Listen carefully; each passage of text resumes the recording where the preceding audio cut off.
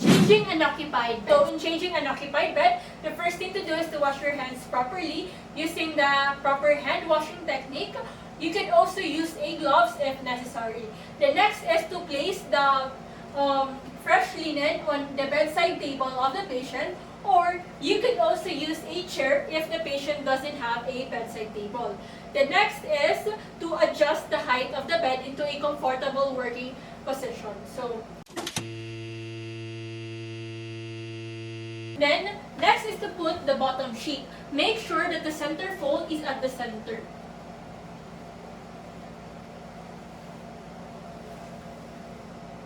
Then, align the edge of the bottom sheet to the edge also of the bed.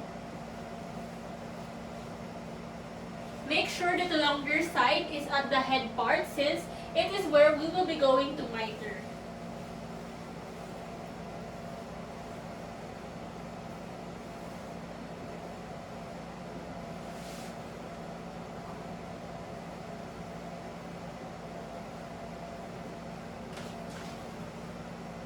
Then fan fold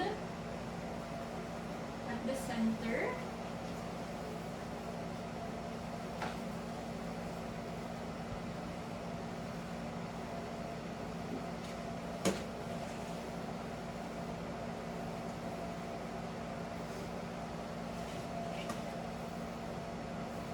The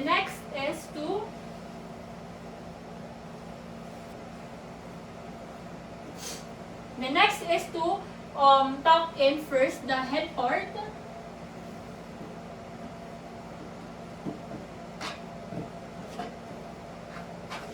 Then miter the sides.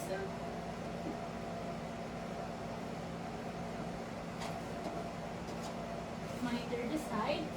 Put it at the bed. Put it on top of the bed. Then tuck in the half triangle.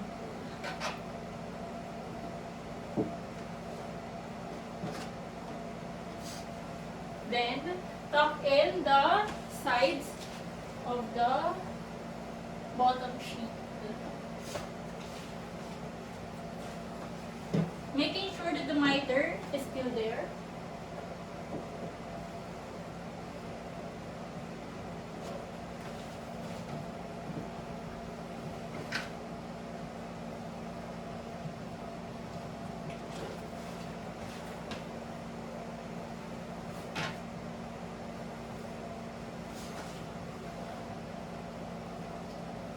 The next is to put the rubber sheet.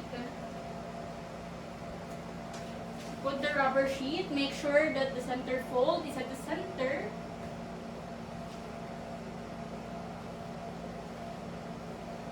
Then fan fold it again.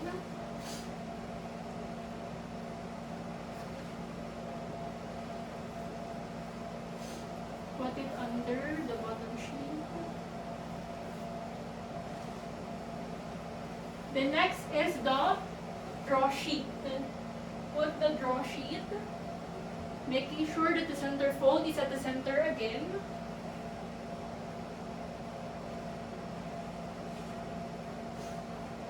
Then fan fold.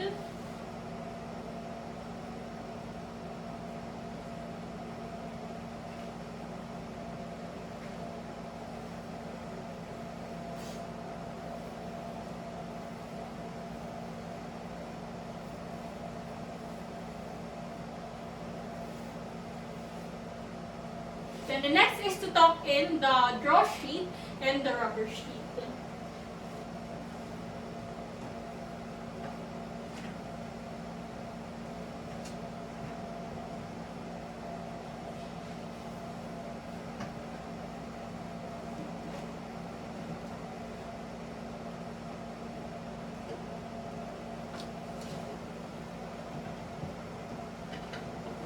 The next is to do the same thing on the other side of the bed. First is the bottom sheet.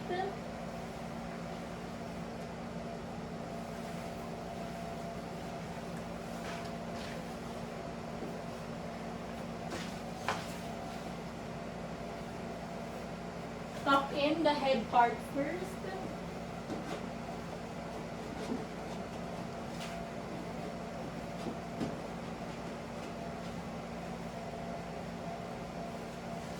Then miter the side by grabbing it, putting it at bed, and then tuck in the other half.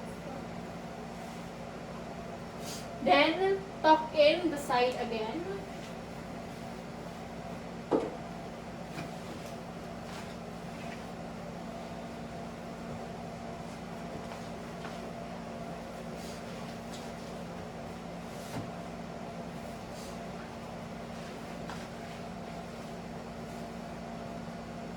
The next is the rubber sheet. Then the drawstring, the draw sheet, then tuck it again on the bed, under the bed.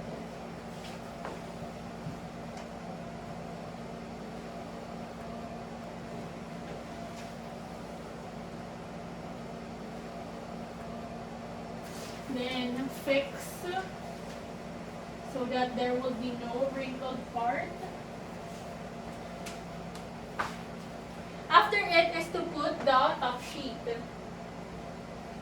making sure that the center fold is at the center again.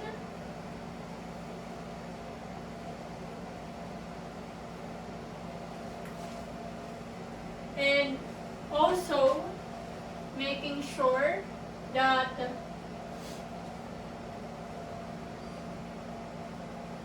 the foot part has longer portion of the top sheet, since it is where we will be going to miter again.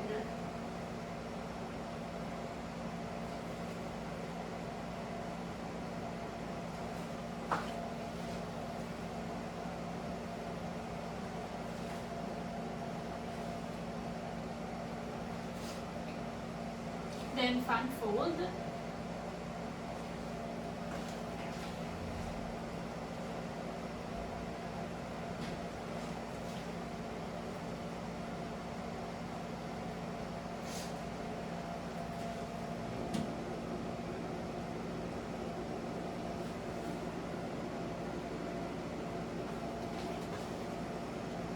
The next is the blanket. Make sure again that the center fold is at the center.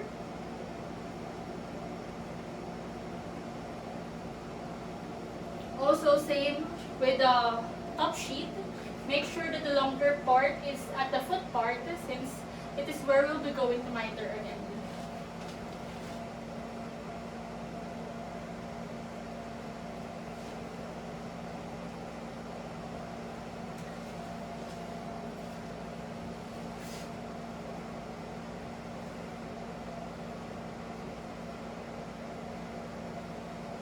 Then center fold, then fan fold, the blanket, put it under the top sheet.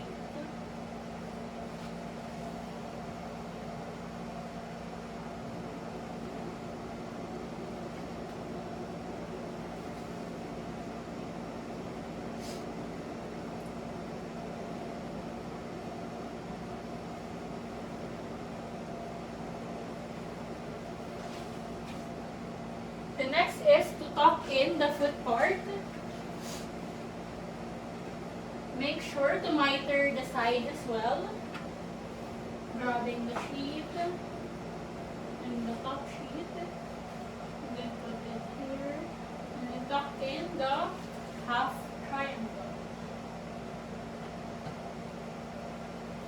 Then leave the sides hanging.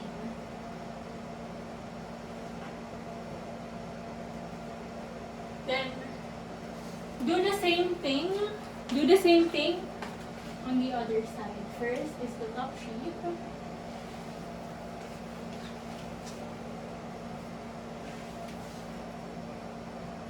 Then the blanket.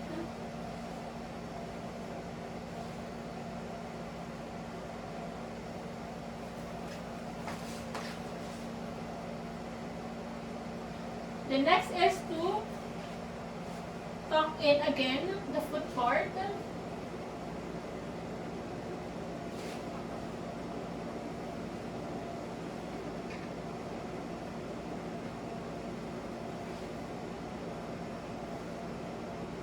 Then miter again on the side.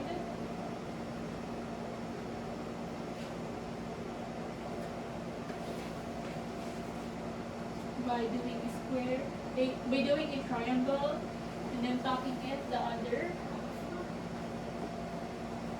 Then leaving the other side hanging.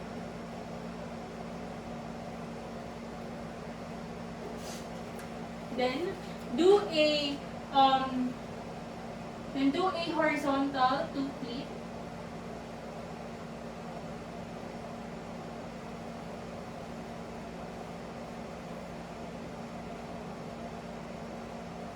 About 2 to 4 inches.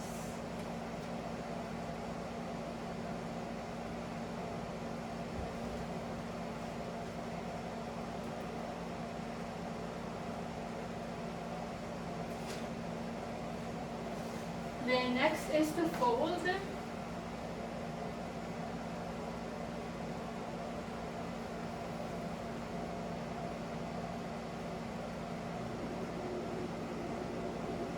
The next is to fix the sheet so that there will be no wrinkled part.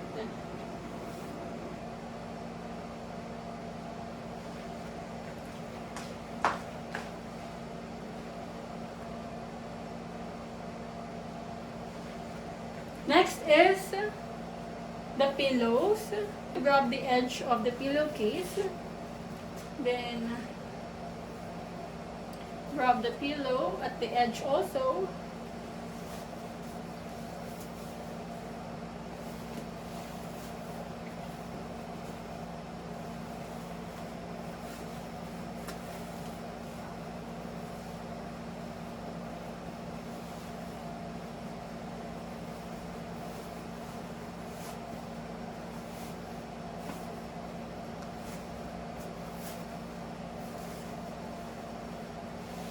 Then you could also fold the pillow if it is too big. Then put it on the bed of the patient. Lastly is to perform hand washing to prevent yourself from transferring any microorganisms.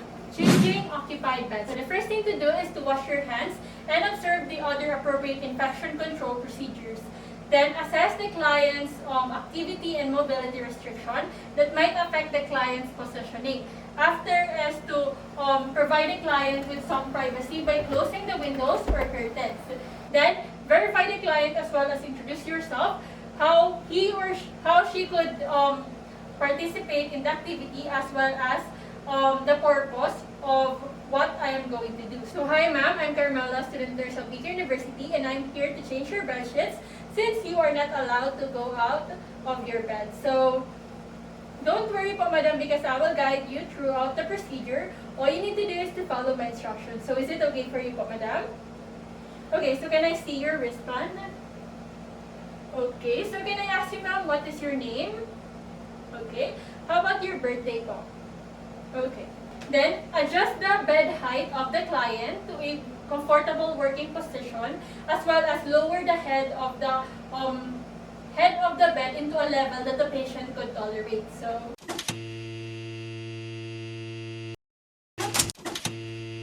is it okay po, madam?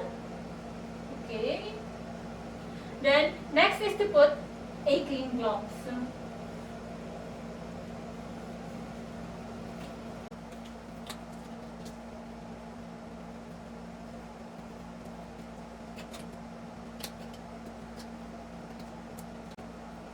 First thing to do is to loosen the linen on the foot part of the patient.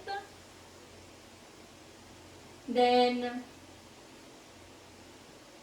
separate the blanket or the spread to the top sheet.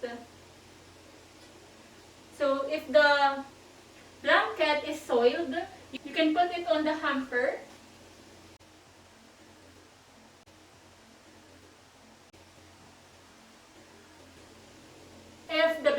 would still be reused, you can put it on a chair.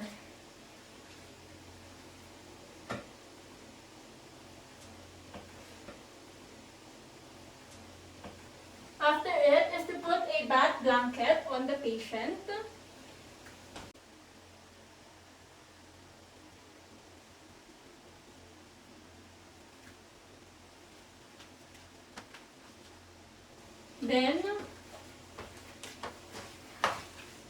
Then remove the top sheet under the bath blanket by letting the client hold the edge of the bath blanket. But if the client is unable to hold the bath blanket, you can tuck it on the shoulder of the client.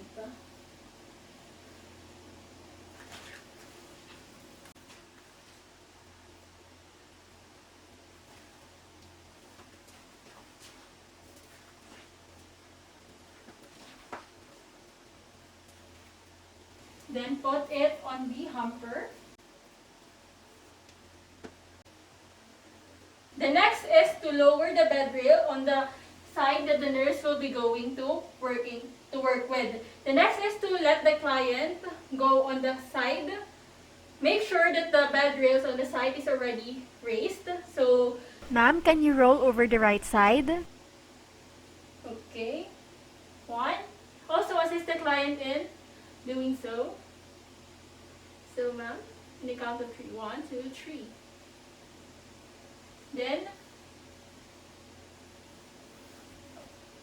move the pillow as well.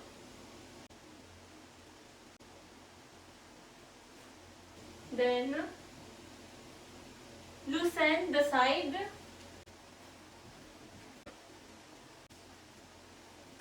Then roll or fan fold it to the center.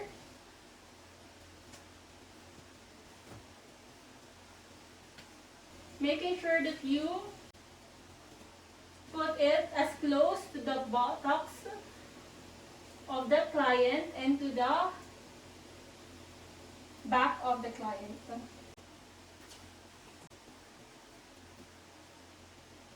The next is to clean or disinfect the side or the mattress if necessary. Then discard. After it is to remove and discard the gloves as well. Then raise the bed rails. Then, perform hand hygiene again. The next is to lower the bed rails again. Then put gloves.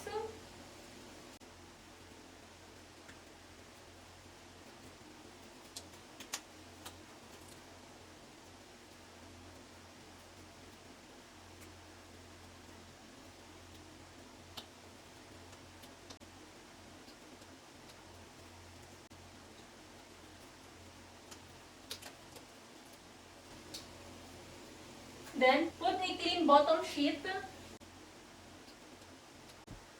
on the side, making sure that the edge of the bed sheet is also at the edge of the bed. Then make sure that the center fold is at the center again. Then also make sure that the head part, the longer part of the bed sheet is at the head part, since it is where we will be going to miter again.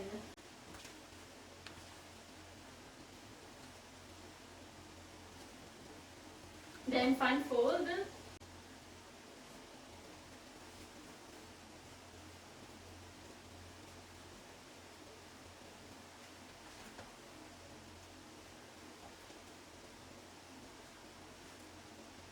After fan folding, make sure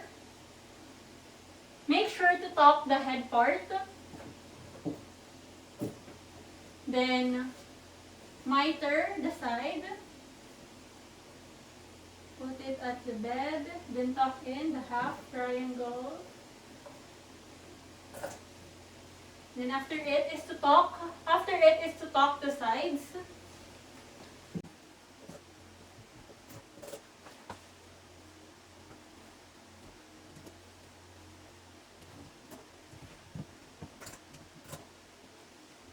after it is to put the draw sheet.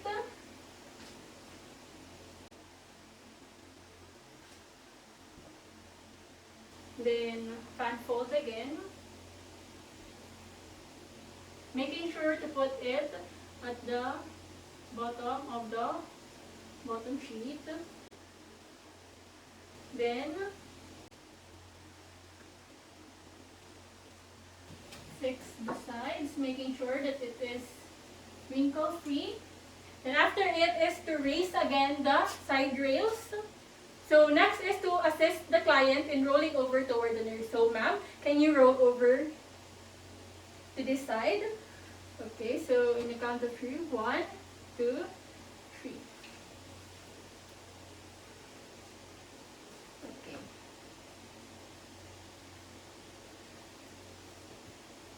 Then adjust the pillow.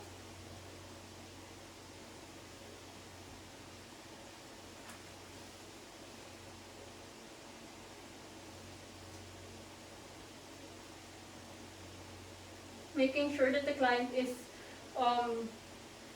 still draped with a bath towel.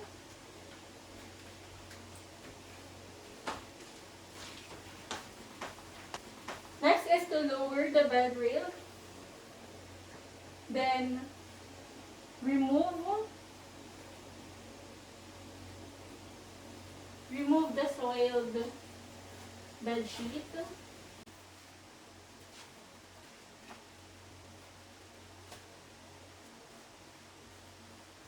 Then put it on the hamper again, making sure that it is away from the nurse.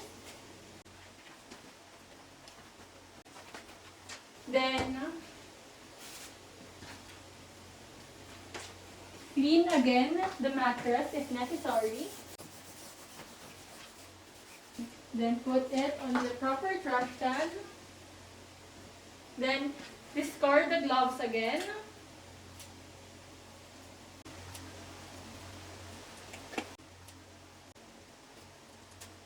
Then raise the side rails. Perform hand hygiene. Next is to wear clean gloves again.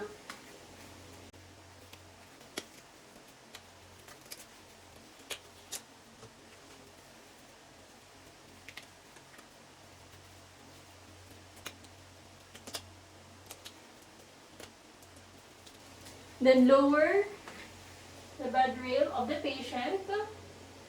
Then unfold the bottom sheet.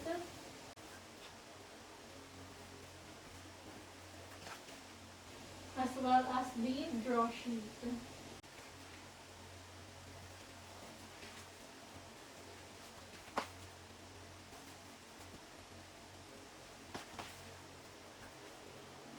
Then tuck the head part.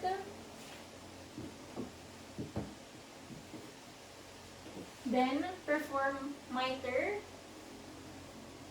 by placing it on the bed and then tucking the half triangle. Then tucking the sides as well as the draw sheet.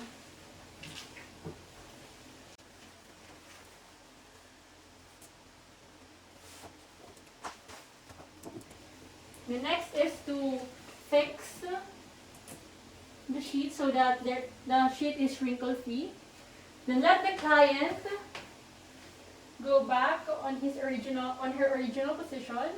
Ma'am, go back to your original position.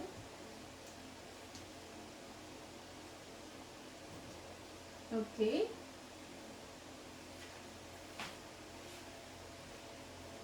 Then adjust as well the pillow of the client. The next is to put the top sheet.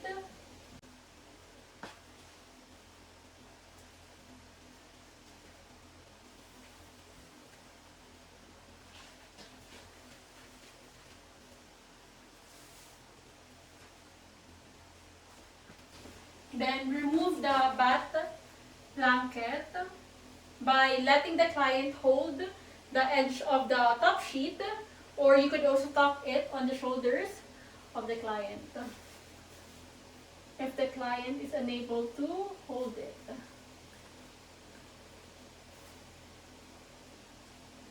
Then remove the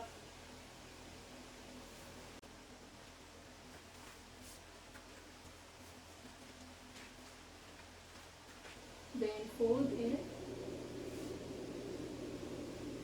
Make sure that you fold it away from the nurse and put it on the hamper.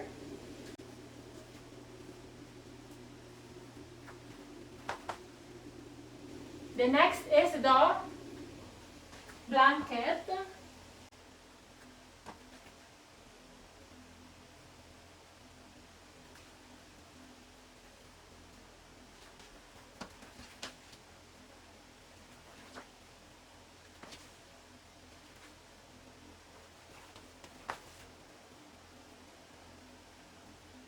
Then tuck in the foot part.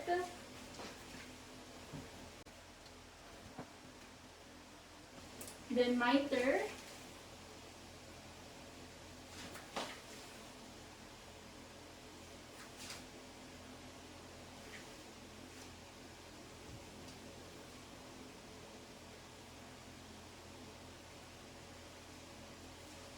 Then tuck in the half triangle. Leave the sides hanging and do the same at the other side. Miter.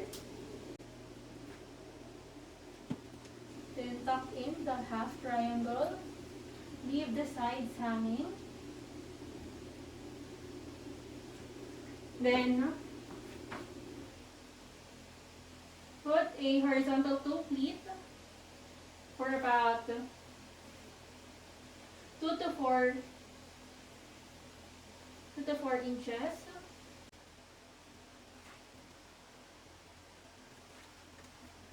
Lastly is to fold.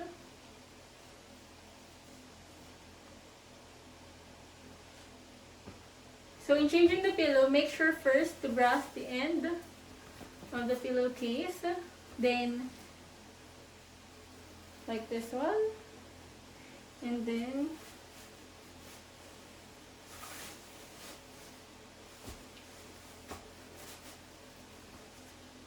fix the sides. If the pillowcase is large or big, make sure to fold it. Then put it on the head of the client. Then lastly is to discard the gloves.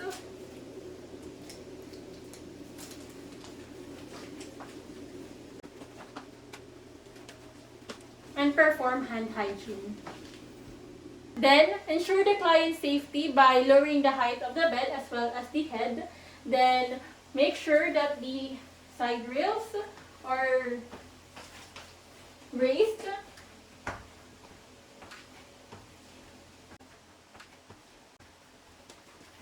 Then put the call light near the patient's reach. So ma'am, here is a call light. You can press it anytime you need an assistance, okay? Then lastly is to perform hand hygiene.